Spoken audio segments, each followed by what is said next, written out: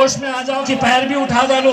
मजलिस इत्तेहादुल मुस्लिमीन, मजलिस Ittehadul Muslimeen, barrister Asaduddin Owaisi, barrister Asaduddin Owaisi. बहुत बहुत शुक्रिया। वाखिर दावना अल्हम्दुलिल्लाह। जानते हैं कि आपके खंडवा में पीने का पानी दस्तयाब नहीं है। हम पूछना चाहते हैं भाजपा के मुख्यमंत्री से कि आप इतने बरस से इस प्रदेश के मुख्यमंत्री हैं, आपने खंडवा में पीने का पानी का मसला क्यों हल नहीं किया? और नरेंद्र मोदी पूरा ये दावा करते हैं कि हमने, भारत के प्रधानमंत्री कहते हैं कि हमने नल जल का इंतजाम कर दिया। देश के प्रधानमंत्री खंडवा में ना नल है ना जल है, पानी मिलता ही नहीं है यहाँ पर। क्या आपको पानी मिलता है? क्या भाजपा ने पानी पिलाया आपको? जब पानी नहीं पिला सके तो वोट किसको देंगे आप? ये बरसों से यहाँ पर 20 साल से भाजपा के विधायक हैं, 20 साल से भाजपा का मेयर है, यहां से एमपी उनका मुंतखब हो जाता है। अरे आप पीने का पानी का मसला हल नहीं कर सके और बड़ी बड़ी झूठी बात करते हैं, सबका साथ, सबका विश्वास, सबका विकास। मेरे अजीज दोस्तों और बुजुर्गों, डेवलपमेंट कहाँ है? ना रोड है, ना ड्रेनेज का इंतजाम है, ना स्ट्रीट की लाइट है, रोडों पर अंधेरा है, रोड पर गंदगी है। मगर इसके बावजूद भी बीजेपी का वोटर कहेगा कि नहीं, मैं मोदी को वोट दूंगा।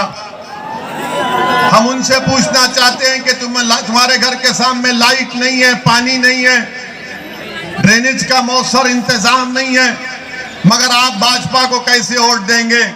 तो बोलेंगे नहीं, ओवैसी को रोकना है इसलिए मोदी को वोट देंगे। आप बताइए कि पीने का पानी नहीं है मगर ओवैसी को मुद्दा बनाते हैं इलेक्शन में। अरे पीने का पानी मुद्दा है, स्ट्रीट लाइट मुद्दा है, ड्रेनेज लाइन मुद्दा है। और फिर यहां पर 8 महीने पहले एक कम्युनल राइट हुआ, फसाद हुआ और हमको बताया गया कि 7 घरों को डिमोलिश कर दिया गया। मैं भाजपा के और इस प्रदेश के मुख्यमंत्री से जानना चाहता हूं, कौन से कानून के तहत आपने घर को तोड़ा? कौन से कानून के तहत आपने सेंधवा में घरों को तोड़ा, खरगोन में घरों को तोड़ा? तो बोलेंगे नहीं नहीं, अवैध निर्माण इल्लीगल बनाया गया। अगर अवैध निर्माण इल्लीगल की बात कर रहे हैं तो मध्य प्रदेश में 80% घर इल्लीगल हैं। क्या सबको तोड़ोगे मुख्यमंत्री आप? मगर आप एक मुस्लिम समाज को, मुस्लिम समुदाय को भाजपा उनको उनकी इज्जत से महरूम करना चाहती है, जिसको अंग्रेजी में कहते हैं कलेक्टिव पनिशमेंट, इज्तिमाई सजा देना चाहती है। आपका कानून है जो कहता है कि 1 महीने की नोटिस मिलनी चाहिए अगर अवैध निर्माण है, मगर नहीं, आप अखबार में, मीडिया में कह देती हैं कि यहां से पत्थर फेंके गए थे, इसका घर था, हम उसके घर को तोड़ देंगे। याद रखो, इख्तियार कभी इंदिरा गांधी के पास नहीं था, सत्ता कभी इंदिरा गांधी के पास हमेशा नहीं थी, सत्ता हमेशा राजीव गांधी के पास नहीं थी, सत्ता हमेशा पंडित नेहरू के पास नहीं था, इख्तियार हमेशा अटल बिहारी वाजपेयी के साथ नहीं था। तो सुन लो मध्य प्रदेश के मुख्यमंत्री और देश के प्रधानमंत्री, तुम हमेशा इख्तियार या सत्ता में नहीं रहोगे, एक दिन इख्तियार तुमसे छीन लिया जाएगा।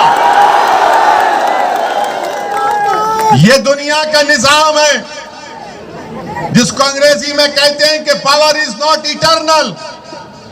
हमेशा ताकत किसी के पास नहीं रहती, मगर जब ताकत आपके पास है तो ताकत के नशे में चूर होकर कमजोरों पर जुल्म करना बहादुरी नहीं है।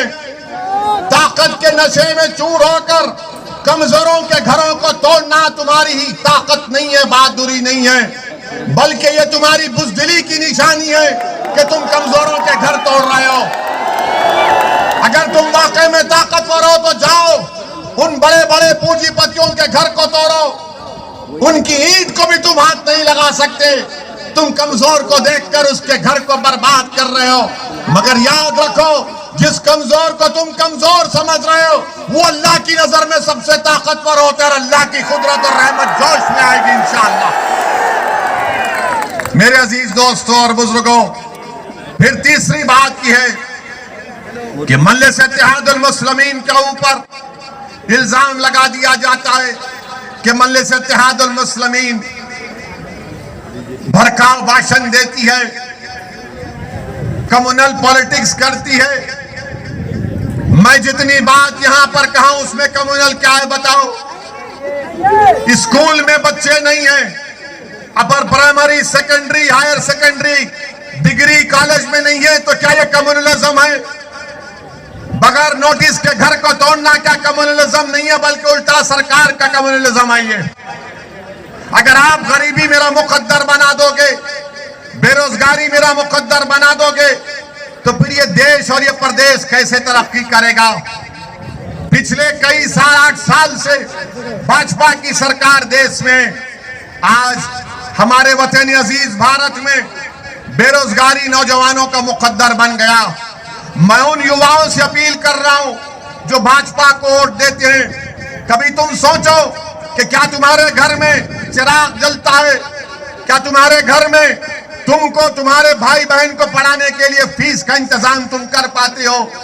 आज पेट्रोल और डीजल की कीमतें आसमानों को छू रही हैं। बेरोजगारी का तनासुब 8%, 8% अनएम्प्लॉयमेंट हो चुका है।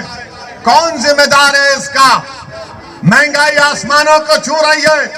तो भाजपा के लोग बोलेंगे, अरे नहीं, महंगाई को मत देखो, हमने फुला चीज बना दी। महंगाई की बात करेंगे तो बोलेंगे ओवैसी मुगलों की तारीफ करता। हाँ, मध्य प्रदेश के मुख्यमंत्री मैं मानता हूं, देश के प्रधानमंत्री आपसे भी कह रहा हूं कि अगर भारत में अगर युवा बेरोजगार है, महंगाई आसमानों को छू रही है, डीजल 1 लीटर 102 रुपये हो चुका है, तो इसका जिम्मेदार यकीनन औरंगजेब है, मोदी नहीं है। बच्चों के पास नौकरी नहीं है, बादशाह अकबर जिम्मेदार है। पेट्रोल 104 रुपये हो चुका है, 115 रुपये हो चुका है, इसका जिम्मेदार ताजमहल बनाने वाला। अगर वो ताजमहल नहीं बनाता तो आज पेट्रोल 40 रुपये में मिलता। बिल्कुल सही है, मैं मानता हूं देश के प्रधानमंत्री, गलती की इसने ताजमहल बनाया, गलती की इसने लाल किला बनाया, नहीं बनाना था। वो पैसे बचा कर रखना था कि 2014 में मोदी जी आएंगे। आप बताइए, हर चीज को लाकर ये मुसलमान जिम्मेदार है, मुगल जिम्मेदार है। अरे क्या भारत की हिस्ट्री में कि सिर्फ मुगलों की हुकूमत थी? उससे पहले नहीं थी? अशोका की हुकूमत नहीं थी? कि चंद्रगुप्त मौर्य की सरकार हुकूमत नहीं थी? कई सरकारें थी, मगर बीजेपी की आंखों में सिर्फ मुगल दिखता है। एक आंख में मुगल, दूसरी आंख में पाकिस्तान। ना हम मुगलों के जानशीन हैं, ना हमको पाकिस्तान से कुछ मतलब है, मगर इनको सब चीज नजर आती। जिन्ना जिन्ना, अरे जिन्ना से हमको क्या करना है? हमने जिन्ना के पैगाम को ठुकरा दिया। आजादी के 75 साल का जश्न हम 15 अगस्त को मनाने जा रहे हैं, तो भारत में जितने 20 करोड़